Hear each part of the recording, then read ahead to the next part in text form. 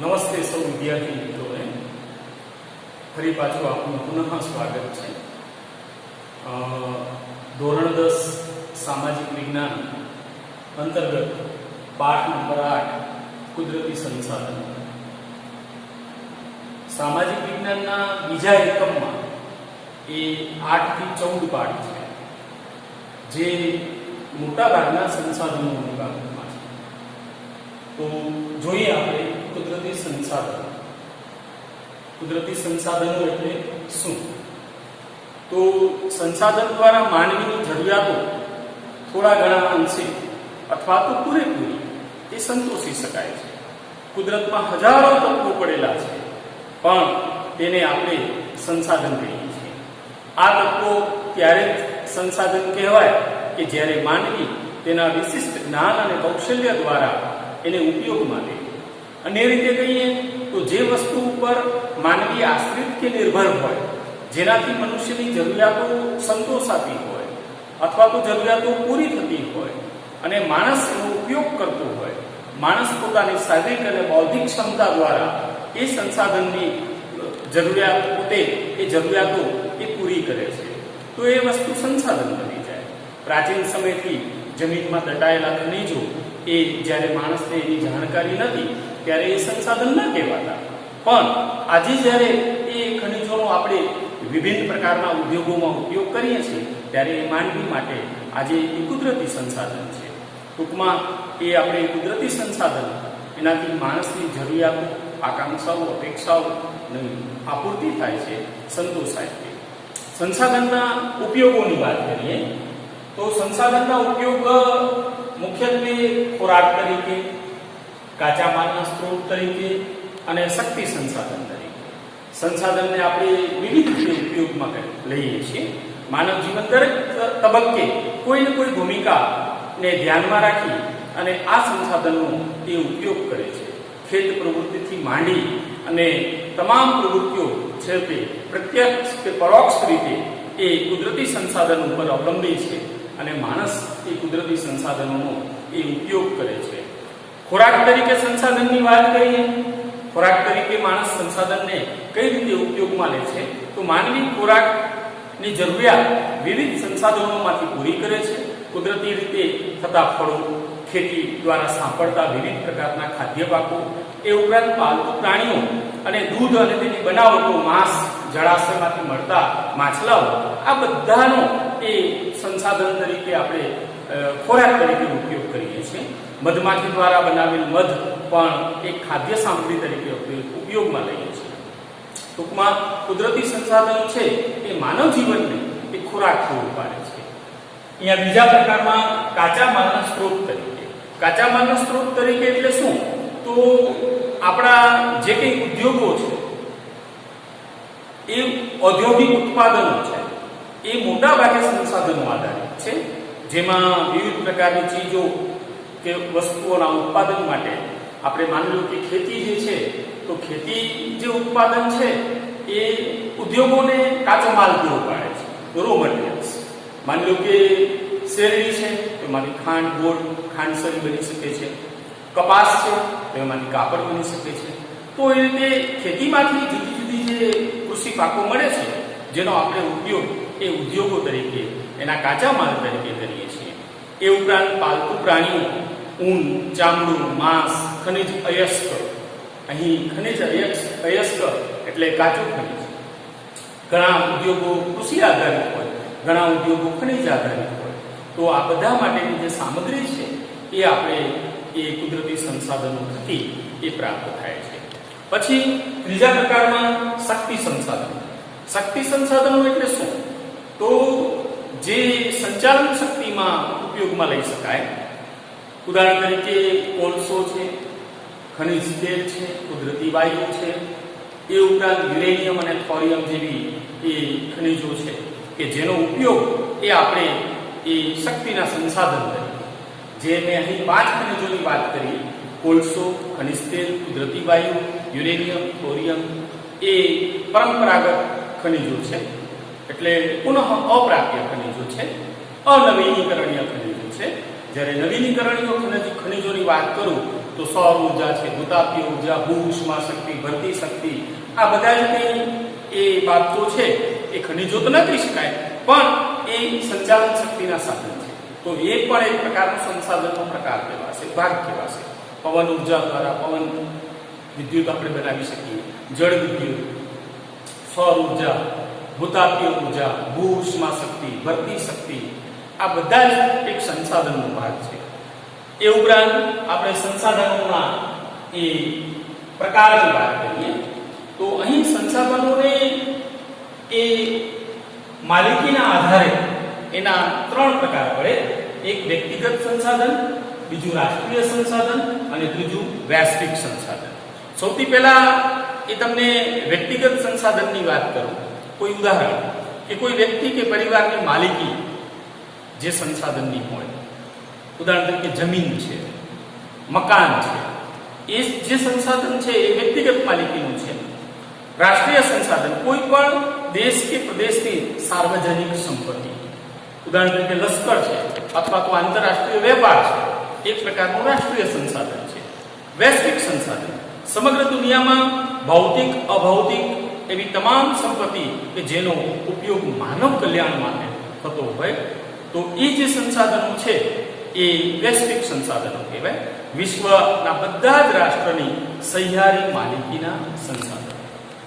તો અહીંયા માલિકીની દ્રષ્ટિએ એ 3 પ્રકાર પડે છે: વ્યક્તિગત, રાષ્ટ્રીય અને વૈશ્વિક સંસાધન. સંસાધનના પ્રકાર પૈકી એ બીજો પ્રકાર કે માલિકીના આધારે એ સંસાધનો. તો અહીંયા માલિકીના આધારે આપણે વિતરણના આધારે કહી શકશું, અને બીજું જે છે એ વિતરણ ક્ષેત્ર મુજબ.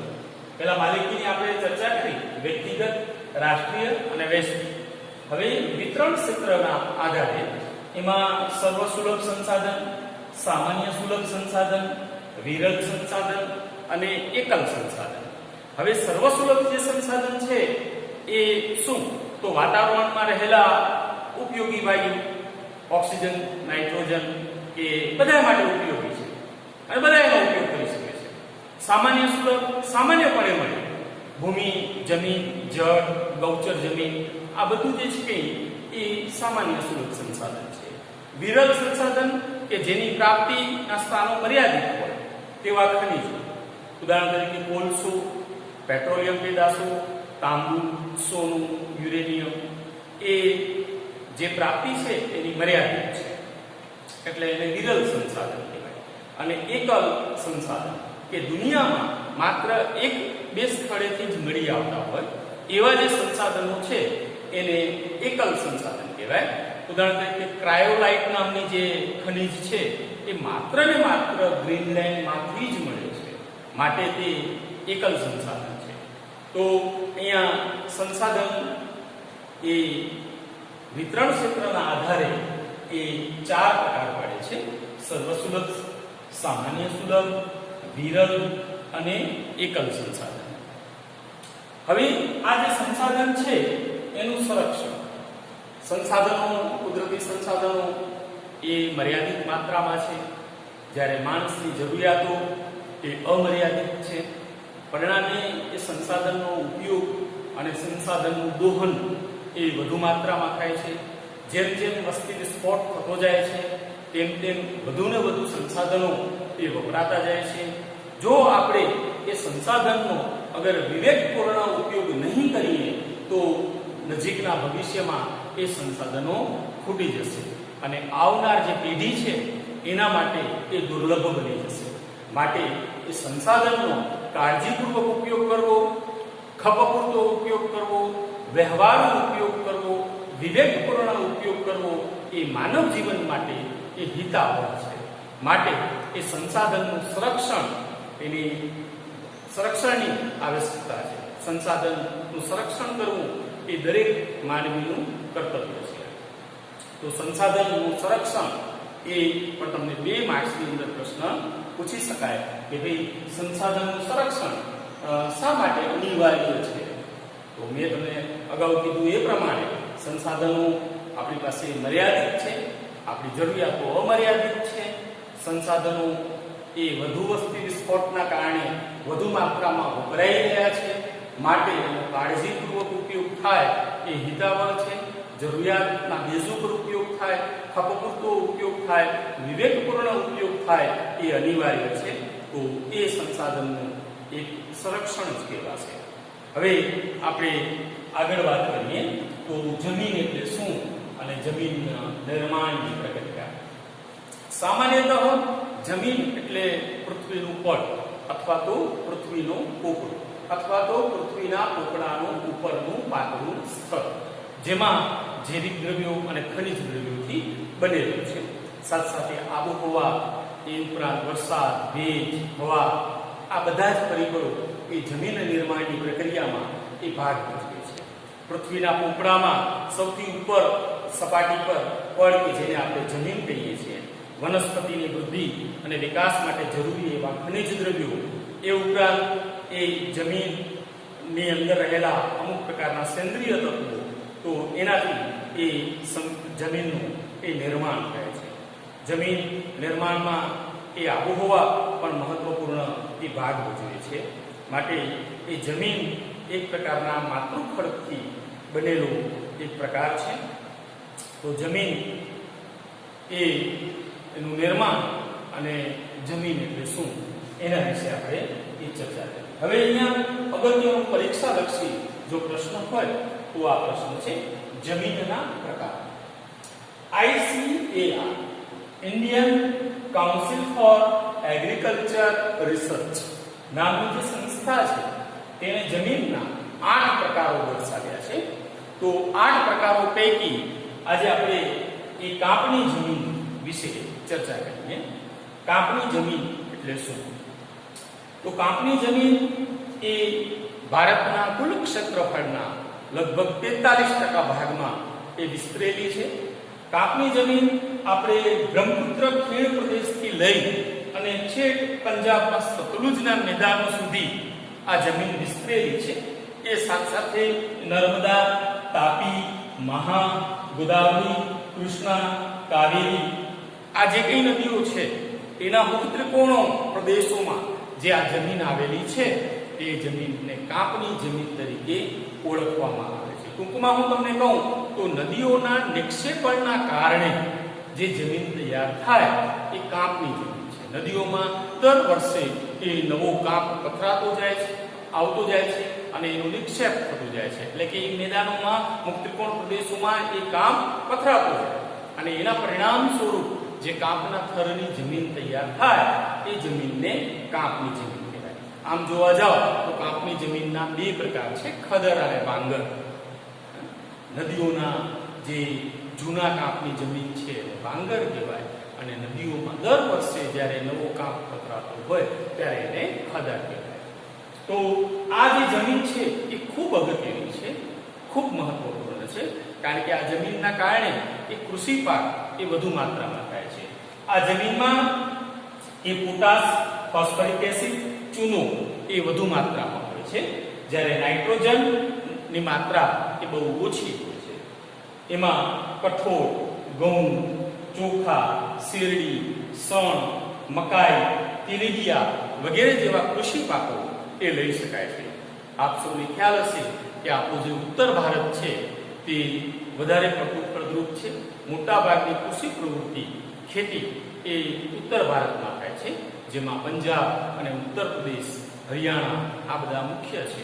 તો આ જે નદીઓના ત્રિકોણની જે જમીન છે અથવા નદીઓ દ્વારા નવા જે કાપ પથરાતા હોય એની જે જમીન છે અથવા તો નદી નિક્ષેપણના કારણે જે કંઈ જમીન તૈયાર થાય છે તો એ જે જમીન છે એને કાપની જમીન તરીકે ઓળખવામાં આવે છે. હવે આપણે વાત કરીએ રાતી જમીન. તો રાતી જમીન આપણા ભારતના કુલ ક્ષેત્રફળના લગભગ 19% ભાગમાં વિસ્તરેલી છે. દક્ષિણ ભારત, દ્વિકલ્પીય ઉચ્ચ પ્રદેશ ત્યાંથી લઈ અને તમિલનાડુ ટુ બુંદેલખંડ સુધીનો જે વિસ્તાર છે ત્યાં એ રાતી જમીન આવેલી છે. એ સાથે સાથે રાજમહાલની ટેકરીઓથી લઈ અને કચ્છ સુધીનો જે વિસ્તાર છે ત્યાં સુધી રાતી જમીન એ વિસ્તરેલી છે.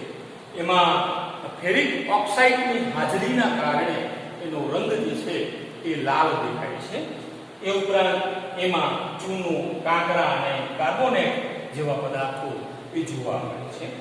એ ઉપરાંત મેગ્નેશિયમ, ફોસ્ફેટ, નાઇટ્રોજન અને પોટાશની અંદર એ ઉણપ જોવા મળે છે. એનો મતલબ કે એ ઓછી માત્રામાં જોવા મળે છે. આ જમીનમાં બાજરી, કપાસ, ઘઉં, જુવાર, અળસી, મગફળી અને બટાટા જેવા એ કૃષિ પાકો એ લઈ શકાય છે. તો અત્યારે આપણે આ ભાગની અંદર એ બે જમીન 8 પ્રકાર છે. ICAR Indian council for agriculture research એ જમીનના 8 પ્રકારો વર્ણવ્યા છે, જેમાંથી આપણે કાપની જમીન અને રાતી જમીન વિશે ચર્ચા કરી. એ પછી એ કાળી જમીન, લેટરાઇટ જમીન એટલે કે પડખાઉ જમીન, એ રણ પ્રકારની જમીન, પર્વતીય જમીન, જંગલ પ્રકારની જમીન, દલદલ પ્રકારની જમીન. તો આવા એ જમીનના કુલ એ 8 પ્રકારો છે. તો આ 8 પ્રકાર તમને 2 માર્ક્સની અંદર એ પૂછી શકાય કે કાપની જમીન વિશે ટૂંકમાં માહિતી આપો, કાળી જમીન વિશે ટૂંકમાં માહિતી આપો, રાતી જમીન વિશે ટૂંકમાં માહિતી આપો, પડખાઉ જમીન વિશે ટૂંકમાં માહિતી આપો. તો આ રીતે એ 2 માર્ક્સની અંદર એ ટૂંકા પ્રશ્ન એ આની અંદરથી પરીક્ષાલક્ષી એ પૂછી શકાય છે. તો અહીંયા ICAR ના જણાવ્યા અનુસાર એ ભારતમાં જમીનના કુલ 8 પ્રકારો છે, જેમાંથી આપણે 2 પ્રકારોની અત્યારે ચર્ચા કરી. અત્યાર સુધી એ કુદરતી સંસાધન એટલે શું, કુદરતી સંસાધનના ઉપયોગો, ખોરાક તરીકે, કાચા માલ તરીકે અને શક્તિ સંસાધન તરીકે, સંસાધનના પ્રકાર, માલિકીના આધારે, વ્યક્તિગત, રાષ્ટ્રીય અને વૈશ્વિક, જ્યારે વિતરણ ક્ષેત્રના એ આધારે સર્વસુલભ, સામાન્ય સુલભ, વિરલ અને એકલ. જમીન એટલે શું, તેના નિર્માણની પ્રક્રિયા અને જમીનના પ્રકારો. આટલું આ જે આજે પાર્ટ 1 કુદરતી સંસાધનો ભાગ 1 એના વિશે આપણે ચર્ચા કરી. હવે પછીના જે 6 પ્રકારો છે એ આપણે હવે પછી મળશું. ધન્યવાદ.